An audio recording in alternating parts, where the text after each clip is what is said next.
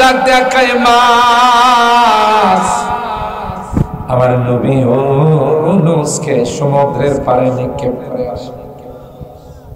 এদিক দিয়া যেখানে ইউনূসকে রাখা হবে ওখানে আল্লাহ কুদরতি ভাবে লাউ গাছের বিশাল বাগান বানায়। আপনারা দেখবেন যেখানে লাউ গাছ আছে ওখানে মশা মাছি থাকে, নাহলে কালকে যায় দেখেন এই জায়গাতে লাউ গাছ আছে, লাউ গাছের অ্যাকশন হলো ওখানে মশা মাছি বসবাস করে না। মাছকে আল্লাহ ডাক দিয়া কয় আমার নবী ইউনূসকে লাউ গাছের নিচে ফেলে দিয়ে আসছে। 40 দিন পর্যন্ত ইউনূসের গায়ে আলো বাতাস লাগে না, তাই ইউনূসের শরীরটা তুলার মতো তুলতুলে হয়।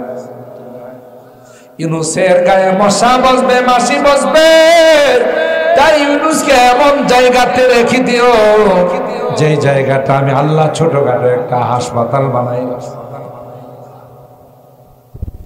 এদিক দিয়ে ইউনূস পয়গম্বরের পেটে ক্ষুধা, জংলার হরিণীর বাচ্চা মারা গেছে, ওই হরিণীর উলানের মধ্যে দুধ জমা হয়েছে, টন টন টন টন করে ব্যথা করে। হরিণীরা আল্লাহ কয় লাউ গাছের নিচে যায় একটু দাঁড়া, আরো আসতে সুবহানাল্লাহ। কাদেরে কুদরত দারি হরচ খাগে আখনি জিন্দারা মুর্দা খুনি মুর্দারা জিন্দা খুনি। তিনি তো সর্বময় ক্ষমতার মালিক। ওই হরিণীটা হিসাব এখানে দাঁড়ায়। ইউনূস বলিয়া ইবাদিয়াল্লাযীনা আসরাফু আলা আনফুসিহিম লা তাকনাতু মির রাহমাতিল্লাহ ইন্নাল্লাহা ইয়াগফিরুয যুনুবা জামিআ ইন্নাহু হুয়াল গফুরুর রহিম। আল্লাহর ওলি বললেন এ ডাকাত, এ খুনি, কোরআনে আল্লাহ কয় তোমরা যতই অপরাধ করে থাকো, যতই নাফরমানি করে থাকো, আমি আল্লাহর রহমত থেকে তোমরা নিরাশ হও। তোমার গুনাহ যদি পাহাড় পরিমাণ হয়, আমার মাপ তার চেয়ে তো আরো বেশি হয়ে আগায়। সুতরাং তোমার তাওবা আছে। হুজুরে বললেন তুমি কাজ করো, গাটি বুসকা নিয়ে চিল্লাই চলে যায়। কারণ যারা চিল্লা লাগায়, যারা দাওয়াতের মেহনত করে, দিনের লাইনে যায়, বাড়ি ঘর সাইরা বিভিন্ন এলাকায় গাটি বুসকা নিয়ে ঘোরাফেরা করে, এরা নিঃসন্দেহে আল্লাহকে পাওয়ার জন্যই যায়। কথা বলেন ঠিক কিনা? সুতরাং তোমরা এই দিনদারদের সোহবতে গেলে, দিনদারদের সংস্রবে গেলে তুমিও দিনদার হয়। তিনি ব্যাগ ট্যাগ নিয়ে রওনা দিয়েছে। আল্লাহর কি কুদরতি কারিশমা, রাস্তাতে গিয়ে তার মৃত্যু চলে আসছে। মৃত্যুর সময় দুই দল ফেরেশতা উপস্থিত হয়েছে, একদল জান্নাতে আর একদল জাহান্নামে। জান্নাতি ফেরেশতারা কয় আগে কি করছে এটা দেখার বিষয় না, এখন তো চিল্লাই বাইরেছে। আর জাহান্নামী ফেরেশতারা কয় চিল্লাই যাক আর যাই করো, কাম আগে কি করছে এটা তো দেখা লাগছে। এটা আস্থা খুনি 100 জন মানুষকে খুন করছে, তাকে নেওয়ার জন্য আমরা আসছি।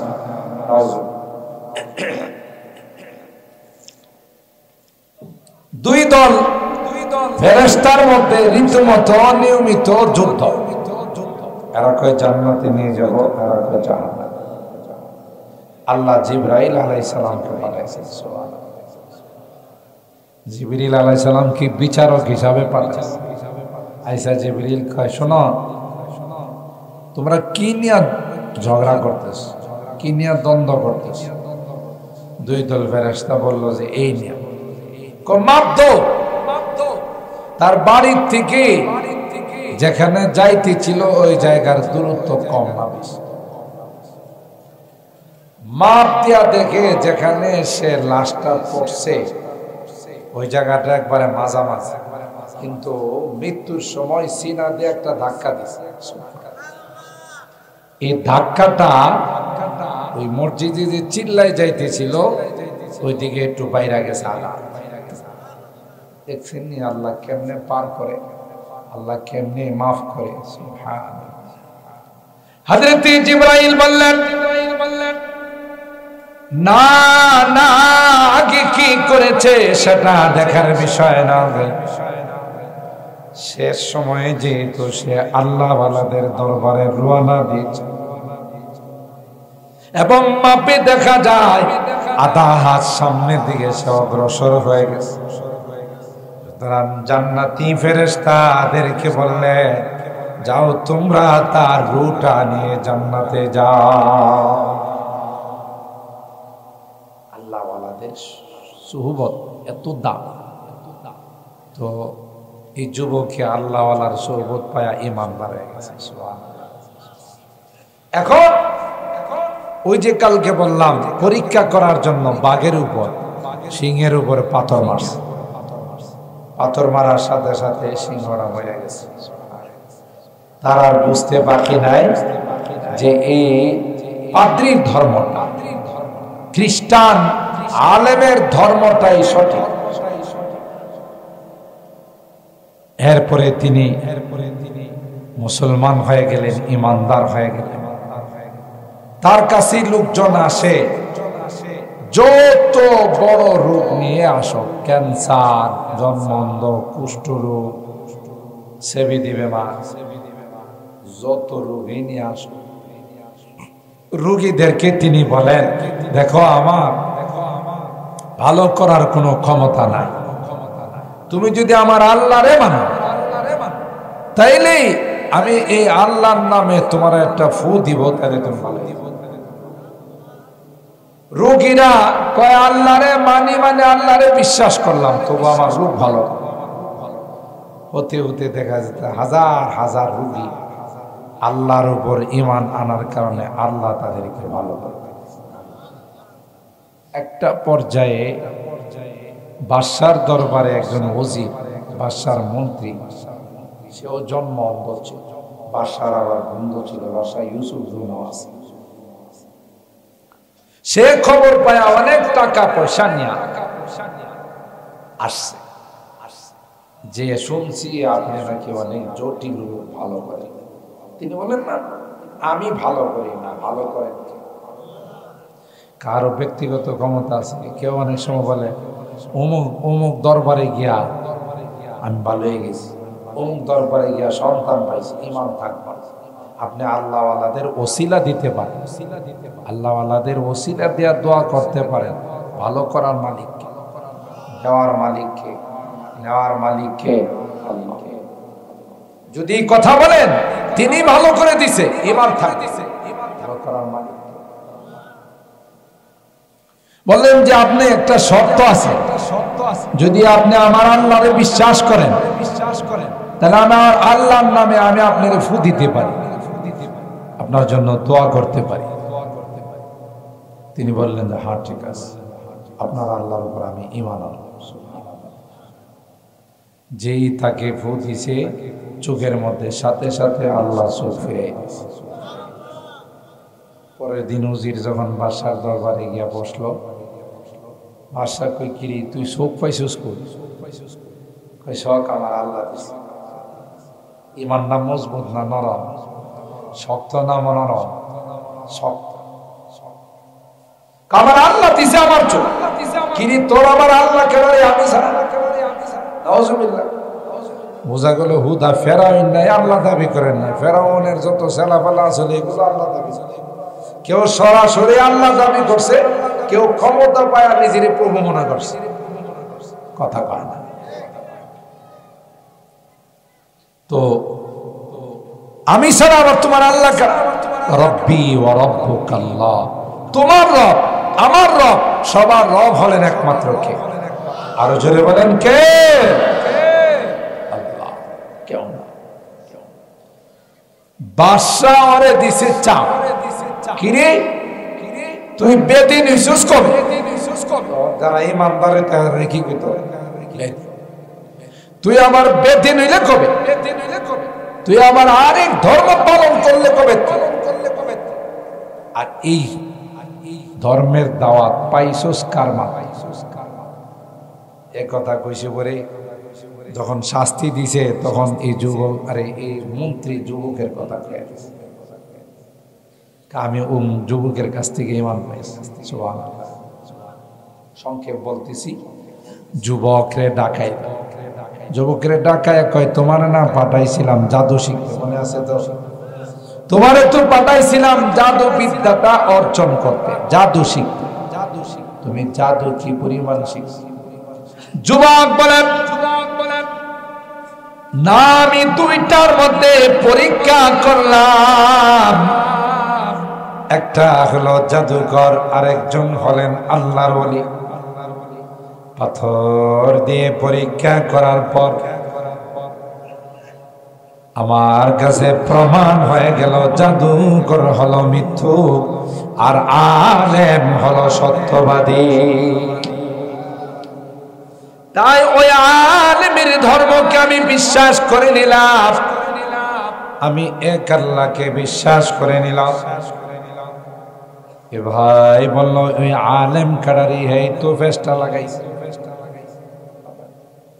ওই আলেমকে যার কাছে গিয়ে তুমি ঈমান পায়া গেলা। যুবক বললেন অনেক চেষ্টা করার পর যুবক বলে না, কারণ উস্তাদ তাকে বলে দিয়েছিলেন তোমার উপর অনেক নির্যাতন আসবে, তোমার উপর অনেক কষ্ট আসবে, মুসিবত আসবে, আমার কথা কিন্তু বাদশাকে বলে দিও না। তাই যুবক কোনোভাবে আর শিকার খাইতেছে।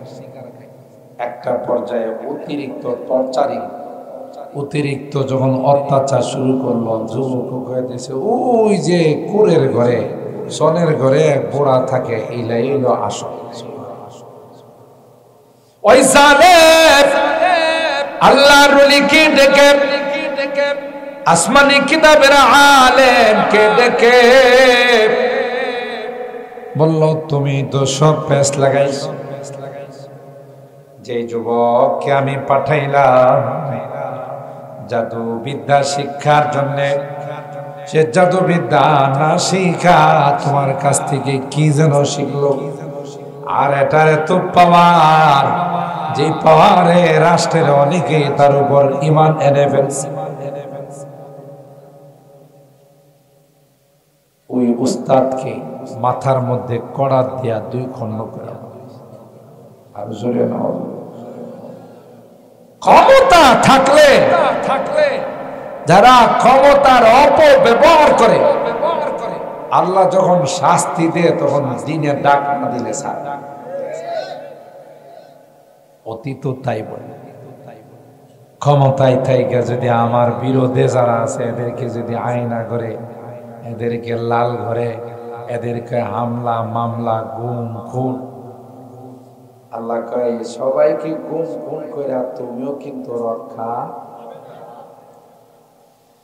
जो जलाता है किसी को खुद जलता है जरूर, जो जलाता है किसी को खुद जलता है जरूर, शमा भी जल जाता है परवाना जल जाने के बाद, शमा भी जल जाता है परवाना जल जाने के बाद। আরেকজন জ্বালাইলে নিজেও জ্বলাইলে।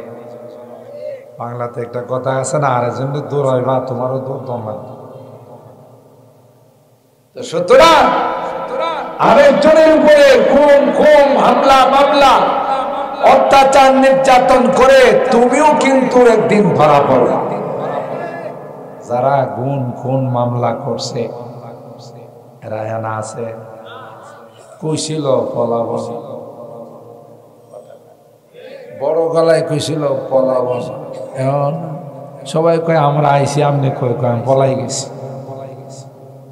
আর বারবার দেখা গেছিল খেলা হবে, সবাই খেলতে গেছে, এদের পায় না।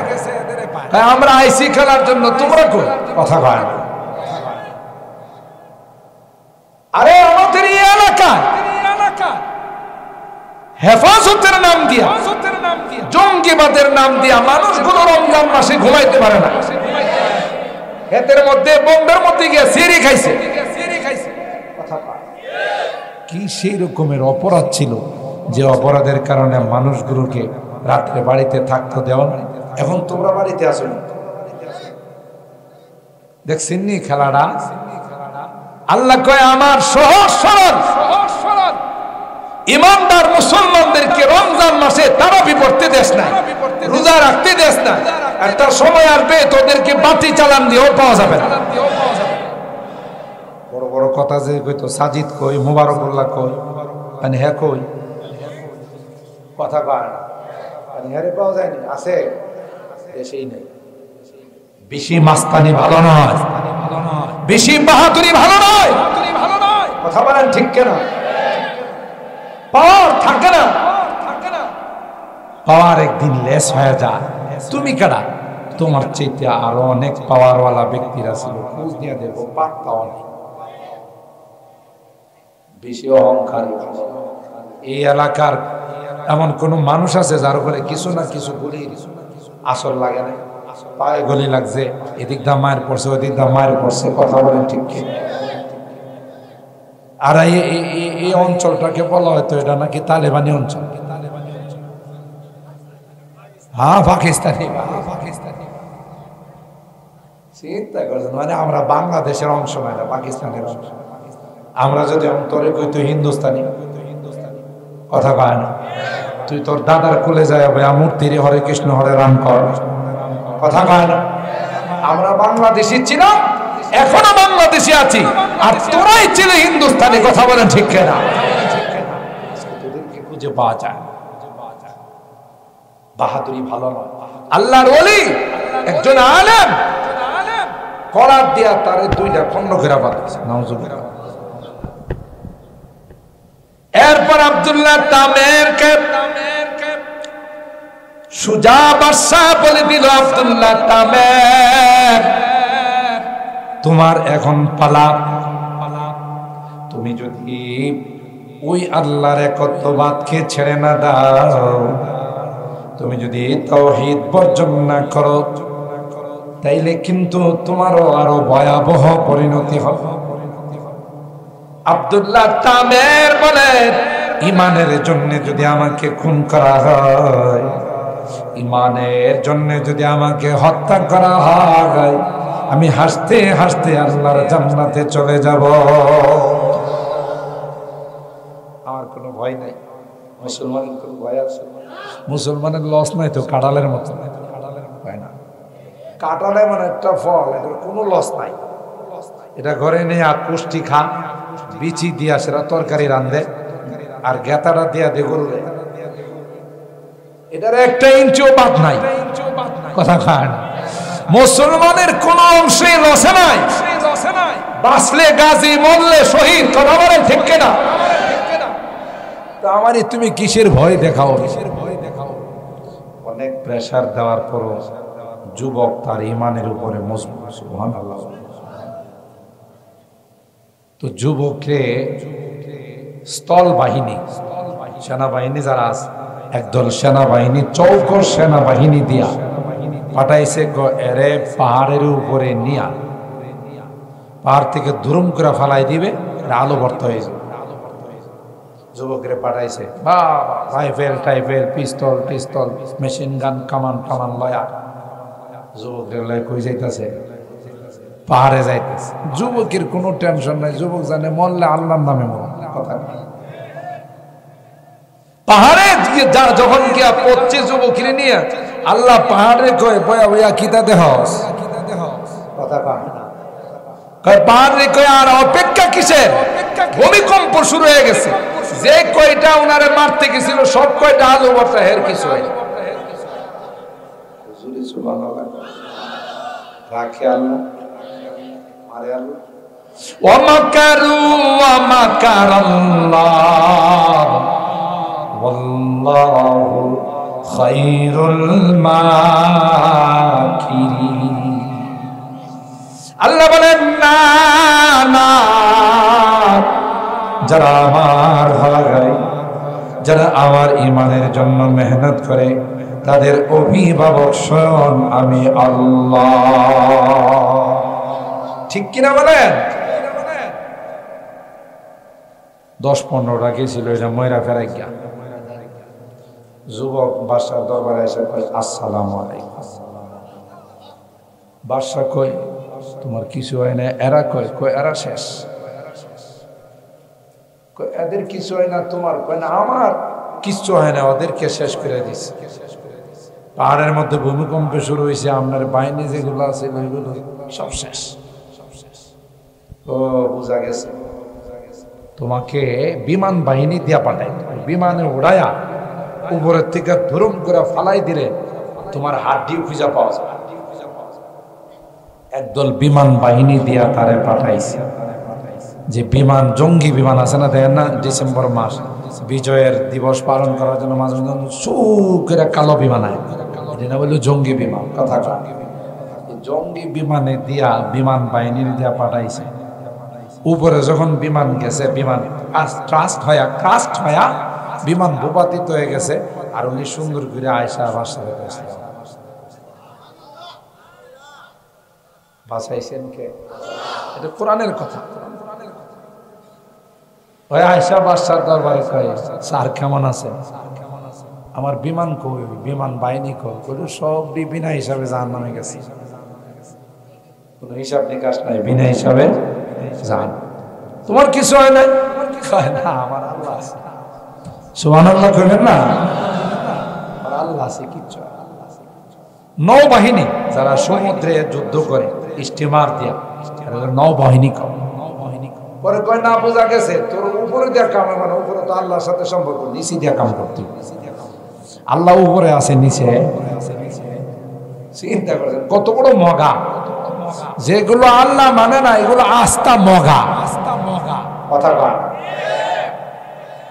যে আমি বলছিলাম না, শৈলপুর তাফসীরে বড় হুজুর রাহমাতুল্লাহ আলাইহি শুনাইলেন যে ফখরে বাঙ্গাল রাহমাতুল্লাহ আলাইহি যখন প্রথম ডিপ টিউবওয়েল আসছে, ডিপ মেশিন জমিনে পানি দিবার লাগে, তখন ব্রাহ্মণবাড়িয়া মহকুমার যিনি হেড ছিলেন টিউনো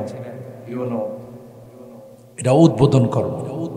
তো উদ্বোধন করলে একজন হুজুরে দিয়ে একটু দোয়া করার লাগে না? যখন আপনারা বাজার উদ্বোধন করেন, হুজুরে দিয়ে আব্দুল্লাহ হুজুরে দিয়ে আসাদ হুজুরে দিয়ে আরো যারা হুজুর আছে হুজুর একটু দোয়া করে দিয়ে যান দোকান। তো উনিও সর্বপ্রথম ব্রাহ্মণবাড়িয়াতে ডিপ মেশিন আসছে, এটা দিয়া চাষাবাদ করবে। এই জন্য ফখরে বাঙ্গাল রহমতুল্লাহ আলাইহি জামিয়ার বড় হুজুর ওনার দাওয়াত দিয়া অনুষ্ঠান শুরু হয়েছে। এখন ওনার বক্তব্য, উনি বুক ফুলাইয়া বক্তব্য দিতেছে। প্রিয় এলাকাবাসী, আজকে আমাদের মাঝে যে নতুন মেশিন আসছে, আমরা এই মেশিন বসাবো, নিচের থেকে পানি উঠাবো, আমাদের জমিন চাষাবাদ করব। এখন থেকে আর আমাদের আকাশের দিকে চাতক পাখির মতো তাকায়া থাকতে হবে, আর আসতে নয়। কি কিছু বুঝছেননি? এতদিন তো হুজুর একটু দোয়া করেন, বৃষ্টি নাই, করতে পারতেছি না, চাষাবাদ করা যাইতেছে না। তো বৃষ্টির লাগে যে দোয়া টোয়া করা হইতে আর হিয়া না কম লাগতো না। কেমন মগা দেখছেননি? যে এটি দিনদারি যাদের মধ্যে নাই, এটির মাথার মধ্যে শয়তানে পেশাব করে তার তোর সব সিরা ফেলা। কথা কন ঠিক না বেটি? এটির হিতাহিত জ্ঞান থাকে না। আর ফখরে বাঙ্গাল তো বাঘের বাচ্চা। সুবহানাল্লাহ বলে ফখরে বাঙ্গাল সবার সামনে এবারের হাত ধরে কয়, নিচের থেকে যে পানি আনবা এটা কি তোমার বাপের পানি? সুবহানাল্লাহ। তুমি যে মেশিন দিয়া নিচের থেকে পানি উঠাইয়া জমিনে পানি দিবা, চাষাবাদ করবা, খেত খামার আলতাজ করবা, এই পানিটা কি তোমার বাপের?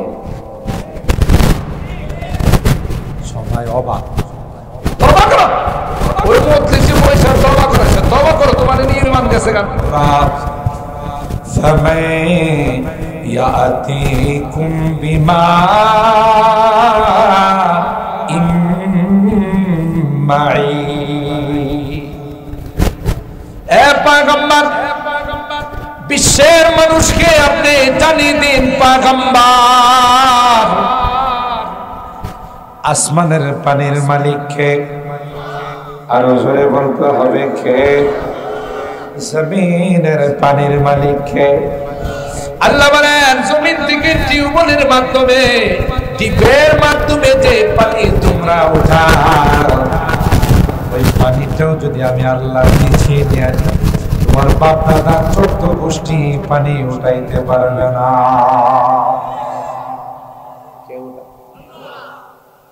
সবকিছুর মালিক কে? তোমার ব্যক্তিগত কোনো বাদ নেই। সুতরাং নৌবাহিনী কে দিয়ে ওই যুবককে পাঠাই দিল, তোমরা যখন সমুদ্রের মাঝখানে যাইবা, ওরে টাকা দিয়া সমুদ্রের মধ্যে ফালাই দিও। বিসাফি বাতনিহি ইলা ইয়াউমি ইউবাসুন। হযরত ইউনূস পয়গম্বর মাছের পেটে গিয়ে যদি আল্লাহর তাসবিহতে লিপ্ত না হতেন, আল্লাহ কয় মাছের পেটটা ইউনূসের জন্য কবর হয়ে যায়। 40 দিন পর মাছকে আল্লাহ ডাক দেয়া কয়, মাছ, আমার নবী ইউনূসকে সমুদ্রের পাড়ে নিক্ষেপ করে আসে। এদিক দিয়া যেখানে ইউনূসকে রাখা হবে, ওখানে আল্লাহ কুদরতি ভাবে লাউ গাছের বিশাল বাগান বানায়। আপনারা দেখবেন যেখানে লাউ গাছ আছে ওখানে মশা মাছি থাকে, নাহলে কালকে যায় দেখেন এই জায়গাতে লাউ গাছ আছে, লাউ গাছের অ্যাকশন হলো ওখানে মশা মাছি বসবাস করে না। মাছকে আল্লাহ ডাক দিয়া কয়, আমার নবী ইউনূসকে লাউ গাছের নিচে ফেলে দিয়ে আসছে। 40 দিন পর্যন্ত ইউনূসের গায়ে আলো বাতাস লাগে না, তাই ইউনূসের শরীরটা তুলার মতো তুলতুলে হয়। ইউনূসের গায়ে মশা বসবে, মাছি বসবে, তাই ইউনূসকে এমন জায়গাতে রেখে দিও যে জায়গাটা আমি আল্লাহ ছোটখাটো একটা হাসপাতাল বানাই। এদিক দিয়ে ইউনূস পয়গম্বরের পেটে ক্ষুধা, জংলার হরিণীর বাচ্চা মারা গেছে, ওই হরিণীর উলানের মধ্যে দুধ জমা হয়েছে, টন টন টন টন করে ব্যথা করে। হরিণীরা আল্লাহ কয়েক লাউ গাছের নিচে যায় একটু দাঁড়া, আরো আসতে সুবহানাল্লাহ। কাদেরে কুদরত দারি হরচ খাগে আখনি, জিন্দারা মুর্দা খুনি মুর্দারা জিন্দা খুনি। তিনি তো সর্বময় ক্ষমতার মালিক। ওই হরিণীটা হিসাব এখানে দাঁড়ায়, ইউনূস নবীর আল্লাহ কয় বয়া রইছেন কি লাগি খান। ইউনূস পয়গম্বর হরিণীর পানে টান দেয়া দুধ খায়, হরিণীটারও মজা লাগে। এদিক দিয়ে ইউনূস পয়গম্বরের পেট ভরে যাইতেছে।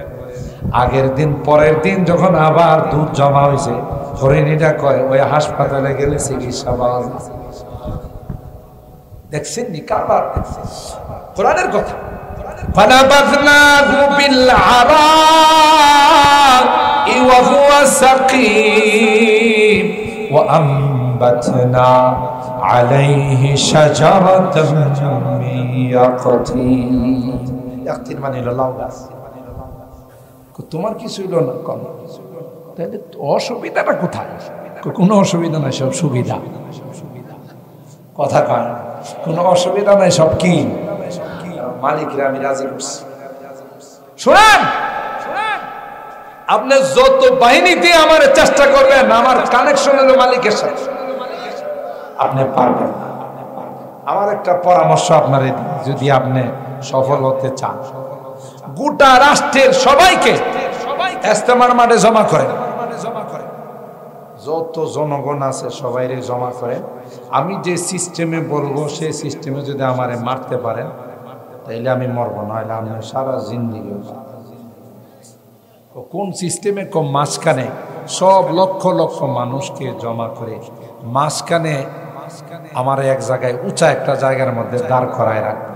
আপনার একজন তীরন্দাজ যারা তীর নিক্ষেপ করতে পারে, একজনের হাতে তীর দিয়ে হেরে কইবেন যে তীরটা ছাড়ার সময় যেন একটা মন্ত্র পড়ে, এই মন্ত্রটার নাম হলো বিসমিল্লাহি ওয়া রাব্বিল গোলাম। এজন্য এটা ছাড়ার সময় কি বলে? বিসমিল্লাহ। কার নামে? ওয়া রাব্বিল গোলাম, আল্লাহর নামে। যে আল্লাহ এই গোলামের রব, এই যুবকের রব। সুবহানাল্লাহ বলে, সুবহানাল্লাহ বলে। এই মন্ত্রটা মাইকে যদি হে জুড়ে কয়া একটা তীর ছাড়ে, এই তীরটা লাগতে দিয়ে আমার মরতে দিয়ে, মরণ তো না, আমার শহীদ হতে। প্রশ্ন আসতে পারে এই পদ্ধতিটা আরে শিখাইলো কি লাগে? ওরে মারবার লাগে, মানুষের মারবার লাগে। এই যুবকরে আল্লাহ কইছে তুই একজন শহীদ হইয়া যদি লক্ষ লক্ষ মানুষ মুসলমান হয়ে যা, তোর তো লাভ। গোটা মাঠে সবার সামনে যখন তীর নিক্ষেপ করে, তীর নিক্ষেপ করছে আর এই কথা বলছে বিসমিল্লাহি ওয়া রাব্বিল গোলাম, এই যুবকের রবের নামে আমি তীর ছাড়লাম। তীরটা যায় কানে লাগছে, কানে লাগার সাথে সাথে যুবকের এখান থেকে রক্ত বাইরে ছিল। এই রক্তটার উপরে হাতরা রাইখা যুবক মারা গেছে।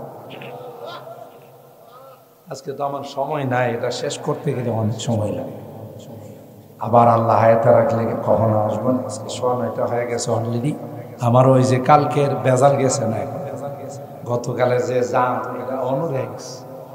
কালকে তো আমি বেদ বাইরা বয়ান করে যাইতে যাইতে আমার ফজর হয়েছে, গিয়া দেখি বাপরি বাপ, বাংলাদেশে এইরকমের যানজট কেউ দেখে না। বদল বাজার দিয়ে এত মাইক্রো জীবনে কেউ দেখছেন? কেউ। বদল বাজার হয়ে গেছে ঢাকার রাজধানী, এই অবস্থা। তো কালকে ওখানে শেষ করে যাইতে যেতে আমার ফজরে আজান দিচ্ছে, যেহেতু ওয়াদা। আবার এখান থেকে আমার একটু শামপুর মাদ্রাসায় বয়ানে যাওয়া।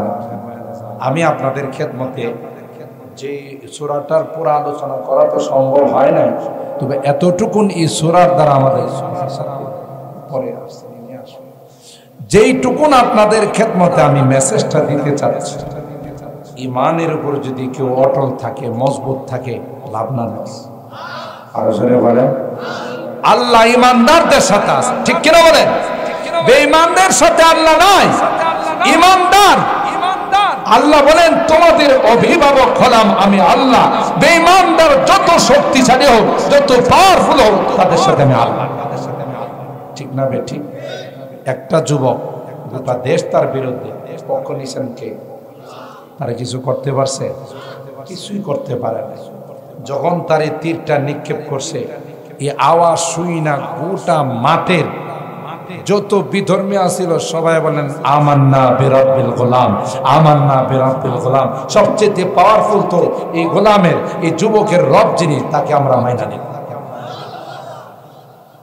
তাহলে এখন বাদশার লাভ হয়েছে না লস হয়েছে? একজন রে মাইরা দেখা গেলে যে গোটা দেশের মানুষ ইমানদার হয়ে গেছে। সুবহানাল্লাহ। কেন তারা ইমানদার হলো? তাদেরকে শাস্তি দেওয়ার জন্য বাদশা এই জালেম তার চেলারা বড় বড় গর্ত খনন করে তার মধ্যে আগুন জ্বালায়। এটাকে বলছে লুইনা কুতিলা আসহাবুল উখদুদ। যারা পরীক্ষা খননকারী, আল্লাহ তাদেরকে এমন অভিশাপ দিছে। এই জালেম, শেষ কথাটা বলে দিচ্ছি, আবার কখনো সুযোগ হলে বাকি আলোচনা মাঝখান থেকে করব। এই জালেম এতগুলো মানুষকে মারার পর সেও বাঁচতে কথা কয় না, বাঁচতে পারছে। ভয়াবহ পরিণতি তার হয়েছে। আল্লাহ সাগরের মধ্যে সুমায়া তারে মারছে। বোঝা গেল আরেকজনে দৌড়াইতে গেলে নিজেরও দৌড়ন লাগে, আরেকজনে মারতে গেলে নিজেরও কি লাগে? মরণ লাগে। কথা কয় না, কথা বলেন ঠিক কিনা? যারা কোরআনের এই সকল ঘটনা থেকে শিক্ষা নেয় না, এরা কপাল নেয় না। ক্ষমতা পায়া যারা মনে করে আমি ফেরাউন হয়ে গেছি, ক্ষমতা পায়া যারা মনে করে যে আমি অনেক কিছু হয়ে গেছি, এরা কপাল পোড়া, বদনসিব। এদের কপালে হেদায়েত নাই। জুলুম যারা করে, কোরআন বলে ইন্নাল্লাহা লা ইয়াহদিল কওমাজ জালিমিন, জালেমদেরকে আল্লাহ হেদায়েত দেন না। এটা সবচেয়ে বড় দুর্ভাগ্যের বিষয়।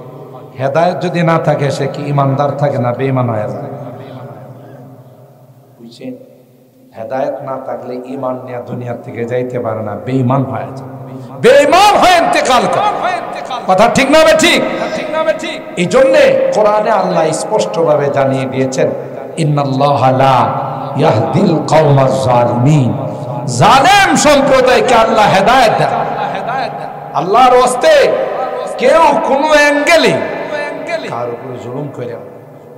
এমন এমপি আমার ঢাকা শহরে ছিল, আয়সা আমাদের কাছে কান্ত আর বলতো, এমপির বাড়ির পাশে, এমপির জায়গার পাশে তার একটুখানি জায়গা আছে, তো ওই ব্যাটারে ডাইকা নিয়ে কয়, পয়সা নিবি না এমনি দিবি? পুরান ঢাকায় ভাষা আর কি, পয়সা নিবি না এমনি দিবি, মানে জায়গাটা এমনি দিবে না কিছু পয়সা টয়সা নিবি। মানে কি পাওয়ার দেখছেন, হে বেটার জায়গা, তারে ডাইকা ক পয়সা নিবি না এমনি দিবি? ক কি করবি? পয়সা না নিলে কিছু পয়সা নিয়ে যা, না হলে চলে যা, জায়গা আমার এটা। কি বলেন, এক হাত আধা হাত জায়গা যদি কেউ কারো জবরদস্তি দখল করে, 7 তবকা জমিন তার গলার হার বানায়। খেয়াল করেন, কার জন্য আপনি দখল করবেন? আপনার সন্তানের জন্য, আপনার ভবিষ্যৎ যারা আসবে তাদের জন্য। আপনারই গুনার অংশীদার। দুনিয়াটা বড় সেনসিটিভ, দুনিয়াটা বড় সতর্ক হয়ে চলতে হবে। দুনিয়াতে যেই যাই করো ওখানে ধরা পড়বে না, পড়বে না। আল্লাহর কাছে কোনো তদবির লবিং কোন রকমের দৌড়াদৌড়ি করে কাম হবে না। কথা বলেন ঠিক না বেঠিক? এই জন্য আমি আপনাদেরকে আমারই তাফসীর থেকে একটা অনুরোধ করে যাব যে জুলুম, অত্যাচার, নির্যাতন এটা আল্লাহ বরদাস্ত করেন। জুলুমকে আল্লাহ নিজে হারাম করে দিয়েছে। ইয়া ইবাদি ইন্নী হারামতু যুলমা আলা নাফসি ফালা তুযালিমু বাইনাকুম। হাদিসে কুদসির মধ্যে আল্লাহ বলেন, হে আমার বান্দারা, আমি কিন্তু আমার উপর জুলুম হারাম করে দিছি, তোমরা কিন্তু আপোষে জুলুম করো না। জুলুম যদি করো পরিণতি কিন্তু খুব খারাপ হবে। কথা বলেন ঠিক না বেঠিক? এই জন্য জুলুমের পরিণতি কি হয়েছে আমাদের সামনে আল্লাহ রাখছে। যারা এই সকল পরিণতির দিকে তাকায় না, এর থেকে শিক্ষা নেয় না, এরাই কপাল, এরাই সবচাইতে পৃথিবীর নিকৃষ্টতম জাত। কিয়ামত পর্যন্ত যারাই জুলুম করে তাদের পরিণতি আগে যেরকম হয়েছে এখন তাই। কথা বলেন ঠিক কি? আল্লাহ পাক আমাদেরকে সব রকমের জুলুম, অত্যাচার, নির্যাতন, গুনাহ থেকে